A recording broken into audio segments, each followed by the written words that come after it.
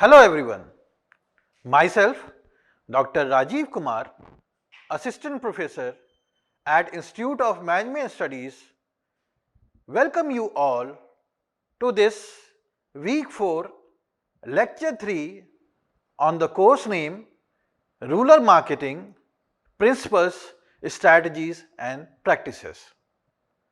Today in this lecture 3 we are going to discuss about sampling and type of sampling design. One, after going through this lecture, will be able to understand what this sampling means and what are the different type of sampling that a researcher should undertake while designing his or while selecting his, you can say, a sample from the population. So, before moving ahead, I will just give you a brief summary what we have discussed in this week 4 lecture 1 and 2. So, we discuss about this research, why this research is important and what is the process, what are the various steps that is involved in this research. We also discuss that since this research is an organized and systematic way of finding problem and its solutions. There is some problem and we are going to find out the solution to that particular problem. And there are various steps that is involved in this research process. Along with that, in this second lecture we discuss about, which is the first step of this research, is going to how we are going to identify the research problem. As until and unless I told you that if you are not going to identify the problem rightly, your whole further step is going to be diluted or you are not going to achieve your aim in the right manner. And I told you what are the difference, again how we are going to select this problem or how we are going to identify this problem. And along with that, I also talked about this research design, which is nothing else, it is a blueprint which is going to be decided your future course of action, that what you are going to perform in research and how you are going to perform in research. And basically it is of three types: exploratory, descriptive and causal. So after this research design has been identified, the next thing very important in this research is going to be sampling. Then what this sampling means? If a marketer, if a learner has identified this objective, framed this hypothesis and identify its research design, now he is going for collecting this data. So for this collecting this data, from where he or she is going to be taking this respondent, तो वो कहाँ से आपका respondent choose करेगा? तो एक आपकी research में एक टेक्निकल चीज होती है जिसे कहते हैं सैम्पलिंग. सैम्पलिंग कुछ और नहीं है, it is nothing else, it is a process of selecting the sample from the population. For example से अगर आप देखना चाहते हैं कि इसमें देखिए स्लाइड में, अगर आप देखना चाहते हैं कि impact of government agriculture schemes on small farmers, आप ये देखना चाहते हैं कि जो गवर्नमेंट की स्कीम चल रही है मार्केट में वो स्मॉल फार्मर्स पे क्या असर डाल रही है किसी एक पर्टिकुलर रूरल डिस्ट्रिक्ट में या किसी भी डिस्ट्रिक्ट में. तो आपने क्या किया? आपने ये देखा कि उस पर्टिकुलर डिस्ट्रिक्ट में टोटल पॉपुलेशन कितनी है. फॉर एग्जांपल से आपने वहां पाया कि वहां पे उस डिस्ट्रिक्ट की टोटल पॉपुलेशन 5000 है, 5000, और उस डिस्ट्रिक्ट में टोटल 50 विलेजेस हैं. तो ये समझिएगा कि क्या है, उस टोटल रूरल डिस्ट्रिक्ट की पॉपुलेशन 5000 है और वो 5000 50 विलेज से आते हैं. लेकिन ये सब अब ये सोचे कि क्या ये हमारे लिए एक रिसर्चर के लिए संभव है कि वो 5000 लोगों को रिस्पोंडेंट के तौर पे देखे, हर एक लोग से वो रिस्पॉन्स ले? ये पॉसिबल नहीं है. until unless they have this large amount of resources, large amount of time, you can say that money सबके पास वो सुविधा नहीं होती है, कुछ लिमिटेशंस होती हैं रिसर्चेस में, टाइम को लेके, मनी को लेके, रिसोर्स को लेके। तो अब आप समझिए, हम 5,000 है, 5,000 को नहीं पढ़ सकते, तो हमारे पास क्या ऑप्शन बचा? हमारे पास ये ऑप्शन बचा कि हम 5,000 लोगों में से कुछ ऐसे चुनिंदा लोगों को चुने जो उस पॉपुलेशन को रिप्रेजेंट करे, जो उस पॉपुलेशन को दर्शाए। तो मैंने बोल दिया कि 5,000 लोगों में से मैंने 500 लोगों को चुना जो कि उस डिस्ट्रिक्ट के रिस्पोंडेंट बन रहे हैं, जो कि उनके रिप्रेजेंटेटिव हैं। तो अगर हम ऐसा काम कर रहे हैं तो इसे कहते हैं हम सैंपलिंग। अगर आप देखें, अगर मीनिंग ऑफ सैंपलिंग की यहां देखें तो it is a process of selecting a few samples from a bigger group. जैसे मैंने अभी आपको एग्जांपल में बताया कि आप गवर्नमेंट स्कीम को इनका इंपैक्ट देखना चाहते हैं स्मॉल फार्मर पे किसी रूरल डिस्ट्रिक्ट में, तो वहां 5,000 जनसंख्या है, लेकिन आप 5,000 को नहीं पढ़ सकते क्योंकि आपके पास उतना पैसा नहीं है, आपके पास रिसोर्स नहीं है, आपके पास उतना टाइम नहीं है। तो आपने क्या किया, उन 5,000 में से किसी एक टेक्निक से, अभी जो हम लोग डिस्कस करने जाएंगे, सैंपलिंग डिजाइन की कुछ टेक्निक्स होती है, उसके बेसिस पे हम लोग ने 5,000 में से 500 लोग को सैंपल के तौर पे सिलेक्ट किया। तो उसी का मतलब होता है सैंपलिंग। अब अगर आप फिगर को देखें यहां पे, तो जो अगर एग्जांपल को जो मैंने दिया है आपको, ये समझिए, ये टोटल जो पॉपुलेशन है ये आपकी 5,000 की हो जाएगी, लेकिन हम 5,000 को नहीं पढ़ सकते, और इसमें से 5,000 से कुछ किसी टाइप के बेसिस में से मैंने यहां पे जो सैंपल लिया वो 500 लिया, और ये जो 500 लोग हैं ये 5,000 लोगों को रिप्रेजेंट कर रहे हैं। इसी को हम कॉन्सेप्ट ऑफ सैंपलिंग कहते हैं। देखिए, अब ये नेक्स्ट स्लाइड अगर देख रहे हैं तो ये दिखाता है कि सैंपलिंग की बेसिक एलिमेंट्स क्या क्या होते हैं। आप देखिए, अगर जब भी हम सैंपलिंग करने जाएंगे तब आपको पहले अपना पॉपुलेशन जानना पड़ेगा। पॉपुलेशन ये टोटल एक यूनिवर्स है जहां से आप रिस्पांस लेना चाहते हैं। जैसे मैंने वही एग्जांपल लीजिए कि एक गवर्नमेंट स्कीम का इंपैक्ट देखना चाहते हैं, तो किस जगह देखना चाहते हैं, किस जगह, पूरे इंडिया में, इंडिया के किसी डिस्ट्रिक्ट में किसी के विलेज में? तो आपको वो क्लासिफाई करना पड़ेगा कि किस जगह आप वो अपना रिसर्च करना चाहते हैं, और उस जगह को वो जहां भी करेंगे आप, उसकी पूरी जनसंख्या को हम कहते हैं पॉपुलेशन। सैंपलिंग फ्रेम कुछ नहीं है, सैंपलिंग फ्रेम एक लिस्ट है। जो पॉपुलेशन में अगर 5,000 लोग हैं, वो 5,000 का पूरा लिस्ट, हर एक इंडिविजुअल का नाम उसके साथ, तो अगर हम लिस्टिंग कर रहे हैं तो हम उसको कहते हैं सैंपलिंग फ्रेम। फिर तीसरा आता है sample. Sample is nothing, it is a सब ग्रुप ऑफ पॉपुलेशन। ये पॉपुलेशन का छोटा सा वर्जन है। जैसे मैंने बोला 5,000 में से मैं 500 लोग ले रहा हूं पढ़ने के लिए। Sample unit, every individual that is present in the population. 5,000 लोग हैं तो पहला, दूसरा, तीसरा, इस तरह 5,000, तो एक एक इंडिविजुअल यूनिट को कहेंगे हम सैंपलिंग यूनिट। और जो पांचवा होता है वो सैंपल डिजाइन और टेक्निक है। अभी जो हम आगे पढ़ने जा रहे हैं, there are basically 2 type of technique on which we are going to define this, we are going to select this sample from the population. तो ये एक मार्केटर को, एक रिसर्चर को समझना पड़ेगा कि जब भी हम अपने डेटा कलेक्शन के लिए जाते हैं तो हमें सैंपल चूज करना आना चाहिए, और सैंपल के क्या क्या एलिमेंट होते हैं उसको समझना आना चाहिए। अब देखिए, मैं आपको यहां पे दिखा रहा हूं पॉपुलेशन वर्सेस सैंपल। ये आप जो बड़ा सा एक सर्कल देख रहे हैं वो पॉपुलेशन ऑफ इंटरेस्ट है। वो पॉपुलेशन ऑफ इंटरेस्ट इसलिए है कि वो रिसर्चर स्टडी करना चाहता है उस पॉपुलेशन को। वो कुछ भी हो सकता है, पूरा इंडिया हो सकता है, एक छोटा डिस्ट्रिक्ट हो सकता है, कुछ गांव हो सकते हैं, और उसी पॉपुलेशन में से आपको सैंपल निकालना है।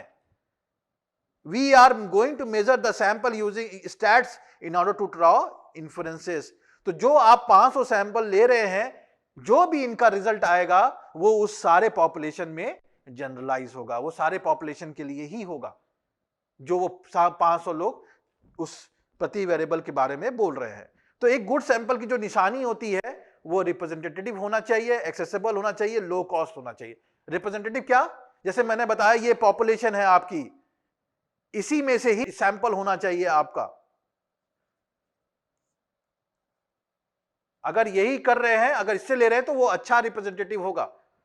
अगर मैं कह रहा हूं कि मुझे बनारस के किसी गांव में, एक्स गांव में मुझे उन्हीं किसानों को पढ़ना है, तो उसी किसानों में से ही मुझे कुछ सैंपल लेने हैं, ना कि इलाहाबाद, ना कि हम किसी और जगह से सैंपल ले। अगर हम ऐसा करते हैं वो गलत चीज है। एक्सेसिबल होना चाहिए, डेटा जो हम कलेक्ट करना चाह रहे हैं वहां फिजिबल होना चाहिए, वो मिल जाए मुझे। ऐसा ना हो कि वो मिले ही ना, तो फिर हमारा ऑब्जेक्टिव पर्पस पूरा नहीं हो पाएगा। और लो कॉस्ट होना चाहिए, क्योंकि कई सबके साथ आपकी एक मनी का एक जो अटैचमेंट होता है, एक जो रिसोर्स के तौर पे हम लोग देखते हैं, उसको भी ध्यान रख के काम करना चाहिए। तो ये 3 चीज बहुत इंपॉर्टेंट है। अगर आप ये स्लाइड देखिए, मैंने यहां पे एक फिगर दिया है। अगर ये आपका पॉपुलेशन है और अगर आप सैंपल ले रहे हैं, इसका देखिए जो सैंपल का सर्कल है वो आउटसाइड द पॉपुलेशन है, तो it is not a good representative. That's why I have written this is bad. This is not the right way to choose the sample from the population. See this, the first one is bad. The second one is going to be the right one, because this is the population and you are taking this sample from this population. That's why it is the right sample. If I am selecting the district and this village, from that village we are going to take this sample, not from the other, you can say the district. This is very important. The next one is sampling process design. So whenever you are going to take this sample, we are going to identify some steps. See, the first one, we are going to identify the population. If I want to assess the impact of government scheme on a small farmer, then we are going to choose the first is population. So I have selected one village from Varanasi, and that village comprises of, you can say that 5,000 farmers. Second step is going to be your sample design. It is nothing else, it is a list of 5,000 individuals residing in that village of Varanasi district.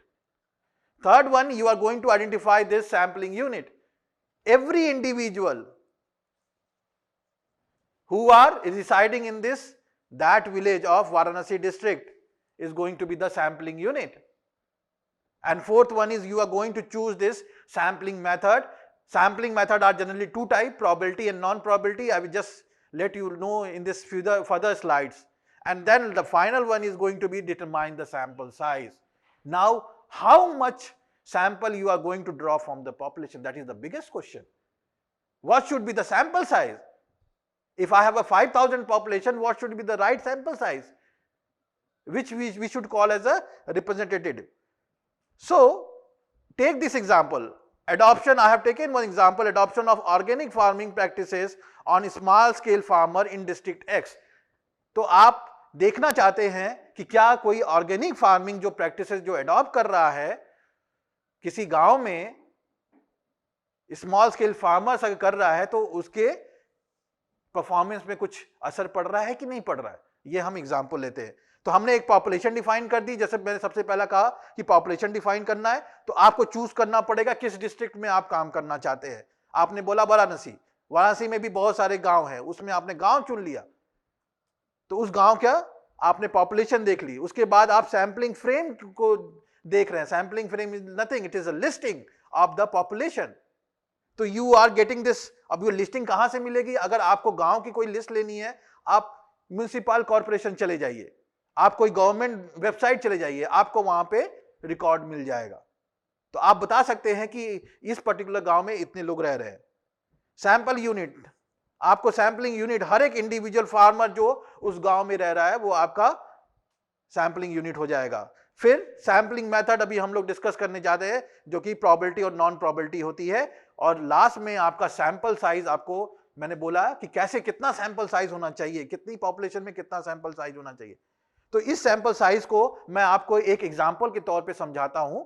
आप देखिए, अगर आपको एक sample लेना है, sample size for the population 3500, आपकी population कितनी है? 3500।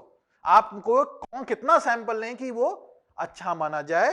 तो इसके लिए आपको क्या करना है? इसके लिए आपको यहां देखिए स्लाइड पे कुछ फॉर्मूला दिए हुए हैं, standard sample size formula. This is the formula where n is going to be your sample size. आप इस फॉर्मूले में डेटा रखेंगे, आपको उस पॉपुलेशन के लिए एग्जैक्ट सैंपल, एप्रोप्रिएट सैंपल मिल जाएगा. Where n is the population size. मैंने यहां n कितना लिया था? 3500 लिया था. आपके यहां z जो स्कोर है वो एक z स्टैटिक्स होती है. यहां पे देखिए 95% कॉन्फिडेंस लेवल में अगर आप 100% लेते हैं तो ये 95 का मतलब होता है कि 95% आप एश्योर है कि जो भी मैं क्या कर रहा हूं सही है. 5% जो आपका मार्जिन लेके चलते हैं कि वहां एरर होने के चांसेस हैं, जो कि आपको यह देखिए एरर ऑफ मार्जिन यहां दिखाई दे रहा है. और एक पी की वैल्यू है जो कि एस्टिमेटेड प्रोपोर्शन है, उसको हमेशा हम 0.5 लेते हैं या 50% लेते हैं. तो अगर ये जो है ये आप जो भी है इस फॉर्मूला में रख दे तो देखिए आपको क्या मिलेगा. मैं आपको बताता हूं. आपको ये मिलेगा, आपने यहां देखिए 3500 लिया इनटू जो z का वैल्यू है वो 95% या 210 में आपकी वैल्यू हमेशा आएगी 1.96. इसकी एक टेबल आती है, उसमें से आप निकाल लेंगे तो 1.96 आएगी. फिर आपने जो वैल्यू रखी, अगर फॉर्मूला देखेंगे तो ये आपकी वैल्यू आ जाएगी 0.05. आपने यहां ये एरर ऑफ मार्जिन रख लिया. आपका टोटल पॉपुलेशन 3500 था, इसको आपने 1 से फॉर्मूला के तहत रख दिया, 1.96 हो गया इंटू 0.5 इंटू 0.5. अगर आप इसको निकालिएगा तो इसकी वैल्यू अगर देखिएगा टोटल आपका जब रिजल्ट निकलेगा 346.4. ये 346.4 जो है ये आपकी हो जाएगी सैंपल साइज. तो अगर आपका पॉपुलेशन 3500 है और 3500 के बेसिस पे अगर आप इस फॉर्मूले में आप रख रहे हैं जो कि मैंने आपको बताया, तो उसके हिसाब से आपकी जो सैंपल साइज आ रही है 347. तो मतलब है कि उस विलेज से 3500 लोगों में से आपको 347 फार्मर का सर्वे करना है. तो ये एक तरीका है आपको सैंपल साइज निकालने का. You need a sample size of 347 for the population of 3,500 with 95% of confidence and 0.5% of margin of error. तो इतना आपका सैंपल साइज होना चाहिए. Then you are going to specify the sample plan, finalize the step by step procedure. उसको आगे बढ़ाइए क्योंकि sample आपको मिल गया है, सिलेक्शन ऑफ सैंपल आपने कर दिया है और आप डेटा कलेक्शन की तरफ जाइए. उसी के साथ अब next step after this we are going to decide this what are the type of sampling method. This is also going to very important. There are two types. There is probability sampling design and non-probability sampling design. What is probability sampling design? Every individual that is present in the population has an equal chance to get selected as a sample. ये कहता है कि जितनी भी population है 3500 population जो हमने बताई, वो उसमें हर एक इंडिविजुअल का एक इक्वल चांस है कि वो सैंपल के तौर पे सिलेक्ट हो सके.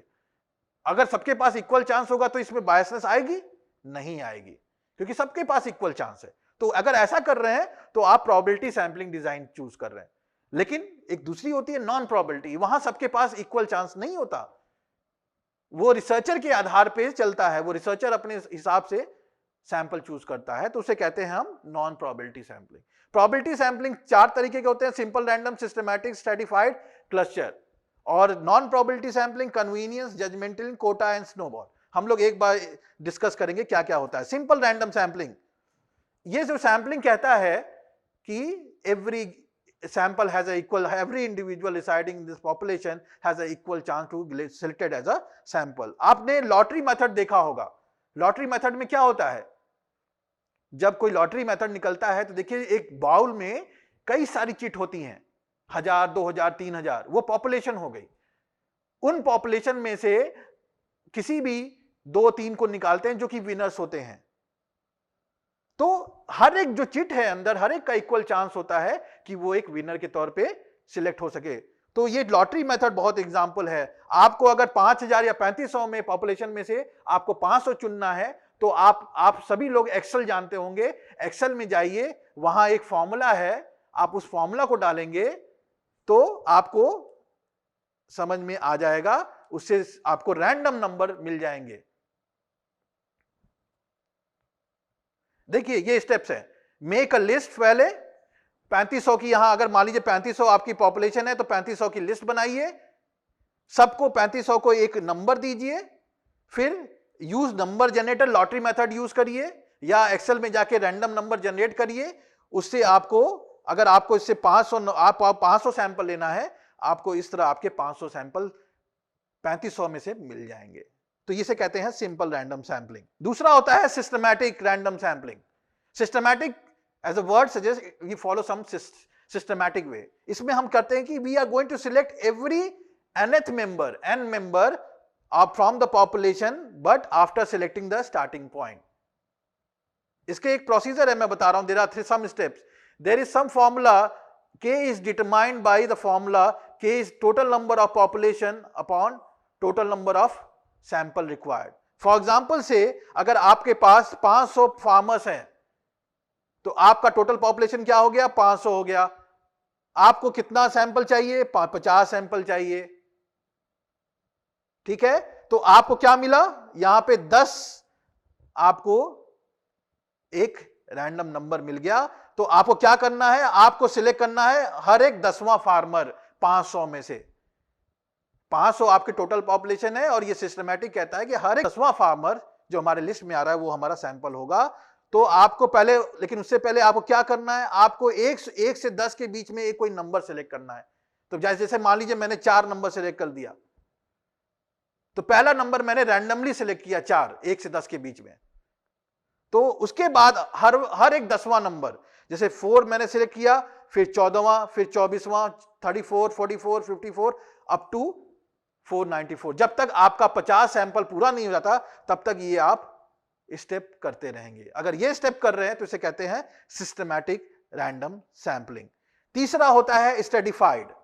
As a name suggest, stratified, you are dividing this population into strata. Strata is a homogeneous, you can say, group on the basis of some character. जैसे मैंने एज के बेसिस पे एक ग्रुप बांट दिया, 20 से 30 के एक ग्रुप में, 30 के 40 के एक ग्रुप में, 40 से 50 के ग्रुप में एक, जेंडर के बेसिस पे, मेल फीमेल, इनकम के बेसिस पे अगर आप ऐसा काम कर रहे हैं, ऐसे सैंपल सेलेक्ट कर रहे हैं, तो ये आप स्ट्रेटिफाइड रैंडम सैंपलिंग यूज कर रहे हैं। तो अगर आप देखिए awareness of government agriculture schemes among the farmer करना चाहते हैं, तो आपने क्या किया, टोटल पॉपुलेशन को आपने 3 भागों में डिवाइड कर दिया, marginal farmers, small farmers, medium farmers.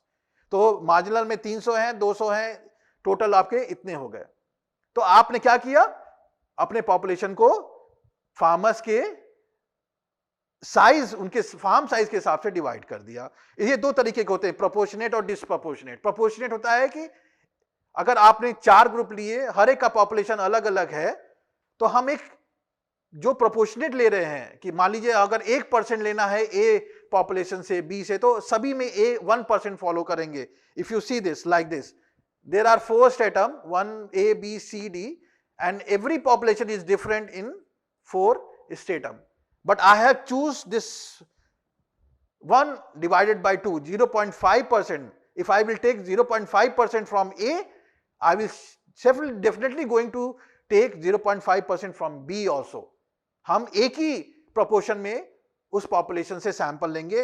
देखिए ये आपके हर एक स्टेटम से आ गया। अगर आप ऐसा काम कर रहे हैं तो प्रोपोर्शनेट स्ट्रेटिफाइड सैंपलिंग कर रहे हैं। दूसरा होता है डिसप्रोपोर्शनेट। इसमें आप सेम प्रोपोर्शनेट में यूज नहीं कर सकते। हो सकता है कि अलग अलग सिटी का पॉपुलेशन अलग हो, तो आपने रिसर्चर अपने हिसाब से प्रोपोर्शन डिवाइड कर लिया कि जहां पे कम होगा तो मैं उसको कम परसेंटेज दूंगा, जहां पॉपुलेशन ज्यादा होगा उसको ज्यादा दूंगा, उससे ज्यादा होगा तो उससे ज्यादा दूंगा।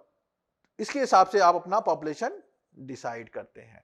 तो ये हो गया स्ट्रेटिफाइड रैंडम सैंपलिंग। चौथा होता है क्लस्टर सैंपलिंग। क्लस्टर सैंपलिंग आप नाम से समझ रहे, क्लस्टर, एक क्लस्टर होता है, तो इसको आप पॉपुलेशन को क्लस्टर में बांट देते हैं। तो उस क्लस्टर से मान के चलिए, मैं कोई एग्जांपल ले रहा हूं कि adoption of organic farming practices on rural district. तो आपके पास 20 विलेज है, ये पॉपुलेशन हो गई, और हर एक विलेज में 50 फार्मर्स हैं, तो 20 × 50 करिएगा तो टोटल फार्मर कितने आ गए, 1000। तो अब इतने को स्टडी करना बहुत मुश्किल है, तो आपको 20 विलेज से कुछ विलेज चूज करना पड़ेगा। तो क्लस्टर सैंपलिंग में कैसे करेंगे, आपने हर एक 20 विलेज को, हर एक विलेज को एक क्लस्टर मान लिया, तो आपके पास कितने क्लस्टर हो गए? 20 क्लस्टर हो गए। तो 20 क्लस्टर में से आपने बोला कि मैं 5 क्लस्टर चूज करूंगा। 5 क्लस्टर इसका मतलब हुआ कि 5 विलेज। तो अगर आप 5 विलेज ले रहे हैं तो वहां समझिएगा ये होमोजीनियस तो होंगे नहीं, वहां महिलाएं भी होंगी, पुरुष भी होंगे, बच्चे भी होंगे, हर तरह के लोग होंगे। तो हम इसमें होमोजिनिटी नहीं देख रहे हैं, हम इसमें हेट्रोजिनिटी देख रहे हैं। तो हम उसमें टोटल जितने भी पांचों जो विलेज है वो सारे विलेज को पढ़ेंगे। उस विलेज में जितने लोग आ जाते हैं 50, 100 जितने लोग आ जाएंगे वो सारे मेरे रिस्पोंडेंट हो जाएंगे। तो इसका मतलब क्लस्टर का ये होता है।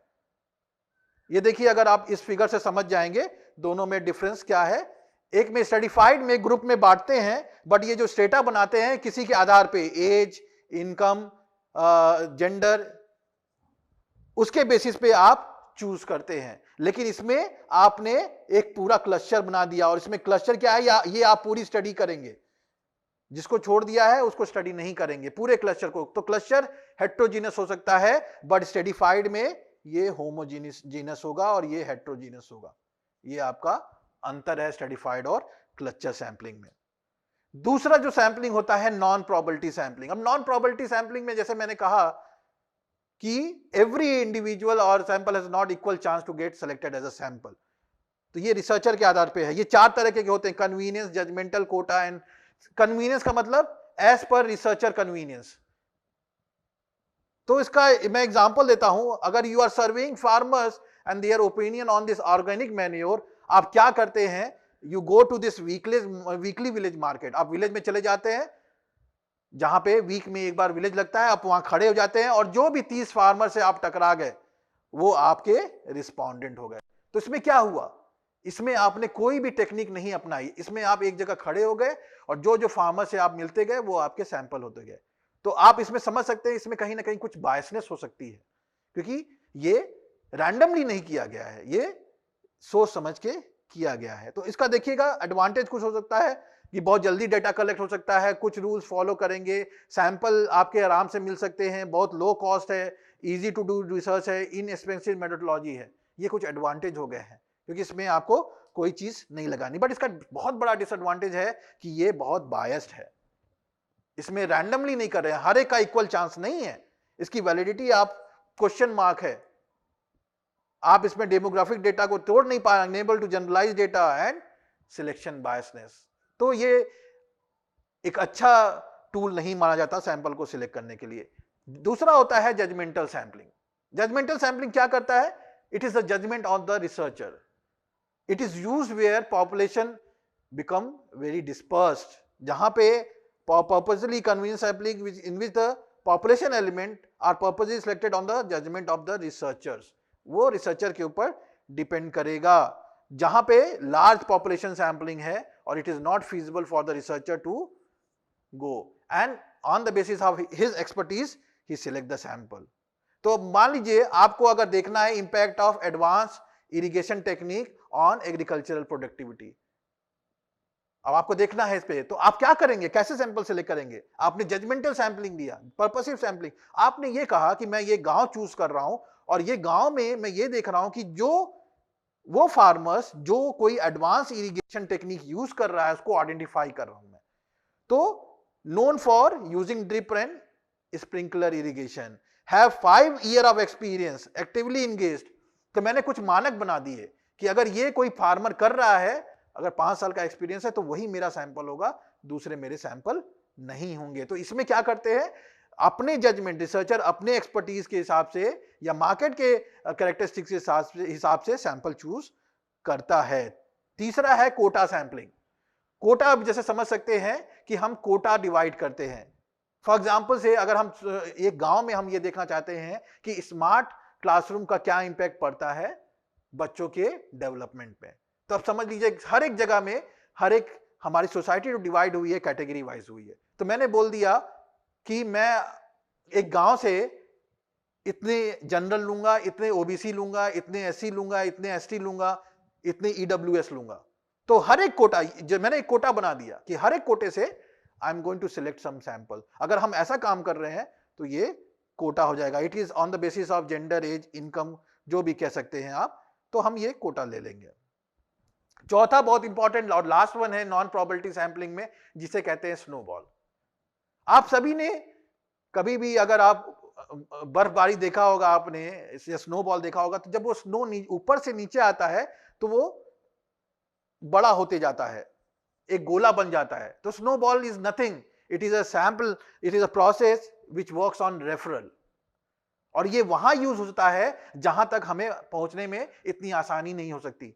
इस सोसाइटी में बहुत सारी चीजें ऐसी चलती हैं, जैसे हरासमेंट हो गया, ड्रग्स पे अगर आप कोई रिसर्च कर रहे हैं, कोई ऐसे सेंसिटिव इशू पे आप रिसर्च कर रहे हैं, तो इसमें समझिएगा कि हर कोई रिस्पोंडेंट आपको इतना इजी से नहीं मिल पाएंगे। तो इसमें हम क्या करते हैं, रिसर्चर एक सोसाइटी में आइडेंटिफाई करता है कि वो कौन सा व्यक्ति है जो इस ड्रग्स से गुजर रहा है, वो कौन सा व्यक्ति है जो इस हरासमेंट से गुजर रहा है, उसको आइडेंटिफाई करेगा, उसको जाके पहले पूछेगा, फिर पूछेगा कि आप प्लीज मुझे और बताइए जो इसके थ्रू जा रहा है। तो वो क्या करेगा, वो दूसरा रेफरल देगा, दूसरा वाला तीसरा रेफरल देगा। इसी तरह आपका चेन जो है बढ़ता जाता है। And so that's why every subject is selected on the base of referral like this. If you see this figure, you will understand.